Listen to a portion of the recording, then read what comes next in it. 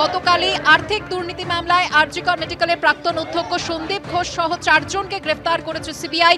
আজ তাদের আদালতে পেশ করা হবে। আদালতে পেশ করার আগে মেডিকেল পরীক্ষা করারও কথা রয়েছে।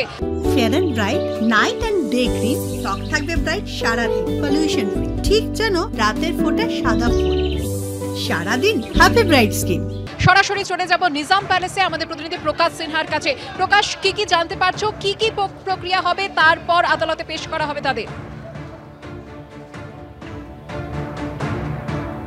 না দেখো, তোমাকে প্রথমে বলি, সন্দীপ ঘোষ, বিপ্লব সিংহ, সুমন হাজরা এবং আফসার আলী, যে 4 জনকে প্রায় 14 ঘন্টা আগে গ্রেফতার করা হয়েছে, তাদের আজকে বেলা 12টার পর 12:30 বা 1টার মধ্যে পার করা হবে নিজাম প্যালেস থেকে এবং তাদের সোজা আলিপুর কোর্টে নিয়ে যাওয়া হবে।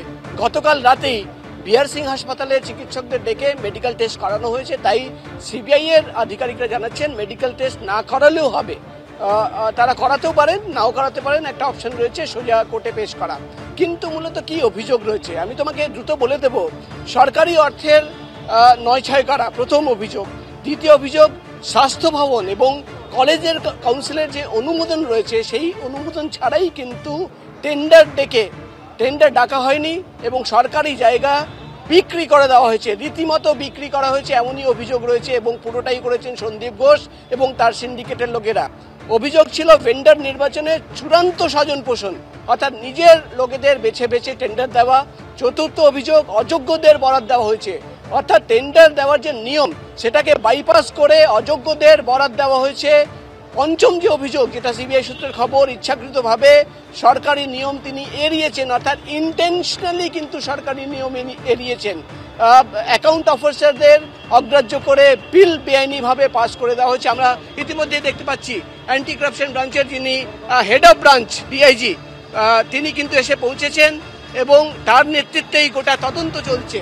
এবং গতকাল যখন সন্দীপ ঘোষকে গ্রেফতার করা হয়, তার নেতৃত্বেই কিন্তু গ্রেফতার করা হয়েছিল। তিনি ইতিমধ্যে এসে পৌঁছেছেন, তদন্তকারী অফিসাররা আর কিছুক্ষণের মধ্যেই আসবেন।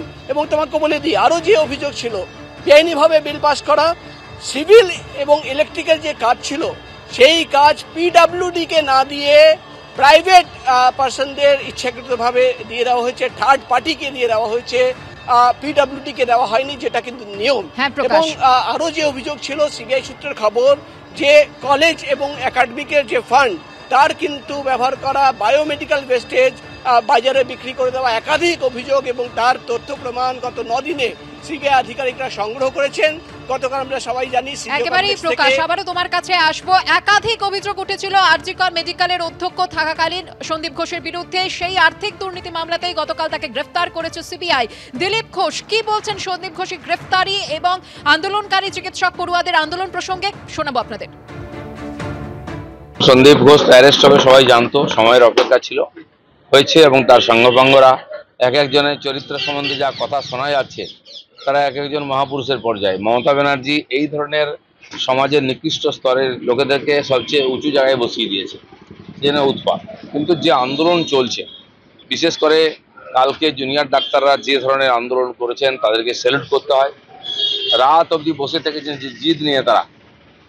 তো আমি সত্যি আমরা অবাক হয়েছি যে এই ধরনের আন্দোলন, একটা মাস মুভমেন্টকে নেতৃত্ব দিয়ে তারা এগিয়ে নিয়ে যাচ্ছেন। সারা সময় তাদের সঙ্গে আছে, আমরাও তাদের সঙ্গে আছি।